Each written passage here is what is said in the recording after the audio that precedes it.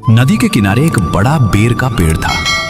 उस पेड़ पर रीसा नाम का एक बंदर रहता था। वह चतुर और दयालु बंदर था। जो भी जानवर या पक्षी नदी पर प्यास बुझाने आते, वह उन्हें बेर खिलाता। उसी नदी में मगर नाम का एक मगरमच्छ अपनी पत्नी के साथ नदी की गहराई में एक गुफा में रहता था। एक दिन मगरमच्छ शिकार पकड़ने के लिए नदी के किनारे आया।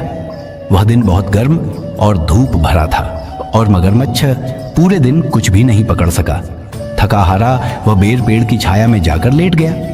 उसकी आंख लगी रही थी कि उसे ऊपर से किसी ने पुकारा, अरे दोस्त, मैं यहाँ ऊपर हूँ। मगरमच्छ ने ऊपर देखा तो रेसा बंदर मुस्कुराते हुए उसे देख रहा था। बंदर ने मुट्ठी भर रसीले बेर तोड़े और नीचे फेंक दी। इन्हें खाओ, तुम्हारी प्यास बुझ जाएगी। धन्यवाद, मगर ने कहा और बेर खा लिए। उस दिन के बाद से मगर रोज नदी के किनारे आता और रीसा उसे बेर खिलाता। दोनों अच्छे मित्र बन गए। एक दिन मगर ने कुछ बेर अपनी पत्नी को भी दिए। उसने बेर चखे तो बहुत प्रसन्न हुई। वाह, अगर बेर इतने स्वादिष्ट हैं तो उस बंदर का दिल कितना स्वादिष्ट होगा जिसने ये बेर खाए हैं। मैं उस बंदर का दिल खाना चाहती हूँ, उसने कहा। यह कैसे हो सकता है? मगर ने जवाब दिया, वह मेरा मित्र है, मैं उसे कैसे मार सकता हूं? पर उसकी पत्नी जिद पर अड़ गई। अगर तुम उसका दिल नहीं लाए तो मैं भूखी मर जाऊंगी, वह रोते हुए बोली। बेबस मगर बंदर के पास गया और बोला, मेरी पत्नी को तुम्हारे भेजे हुए बेर बहुत पसंद आए। वह तुमसे मिलना चाहती है।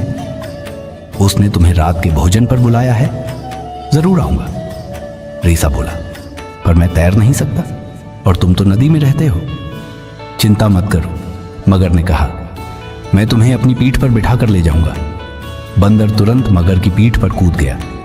मगर तैरता हुआ नदी के बीच पहुंचा और धीरे धीरे पानी में डूबने लगा। अरे, ये क्या कर रहे हो? बंदर घबरा गया। मैंने कहा था ना कि मैं तैर नहीं सकता। माफ करना दोस्त, मगर बोला, मेरी पत्नी तुम्हारा दिल खाना चाहती है, इसीलिए मुझे तुम्हें मारना पड़ेगा। बंदर ने समझ लिया कि वह बड़ी मुसीबत में है, पर उसने हिम्मत नहीं हारी। अच्छा, तो तुम्हें मेरा दिल चाहिए? उसने शांत स्वर में कहा। तो पहले क्यों नहीं बताया? मैं तो खुशी खुशी दिल दे देता। लेकिन हमें वापस जाना होगा, क्योंकि जब भी मैं बाहर निकलता हूं तो दिल घर पर ही छोड़ आता हूं। मूर्ख मगर तुरंत किनारे की ओर लौट पड़ा। जैसे ही वे किनारे पहुंचे, रीसा मगर की पीठ से कूदा और बेर के पेड़ पर चढ़ गया। तुम बहुत बड़े मूर्ख हो मगर। अगर मेरा दिल घर पर होता तो मैं जिंदा कैसे रहता? तुमने मित्रता का विश्वास तोड़ा है। अब हमारी दोस्ती खत्म हो गई, रीसा ने कहा। और बच्चों, इस तरह उस चालाक बंदर ने अपनी बुद्धि से जान बचाई और मगरमच्छ को सिखा दिया कि दोस्ती में विश्वास सबसे जरूरी होता है। जो मित्र धोखा देता है वो कभी सच्चा दोस्त नहीं होता।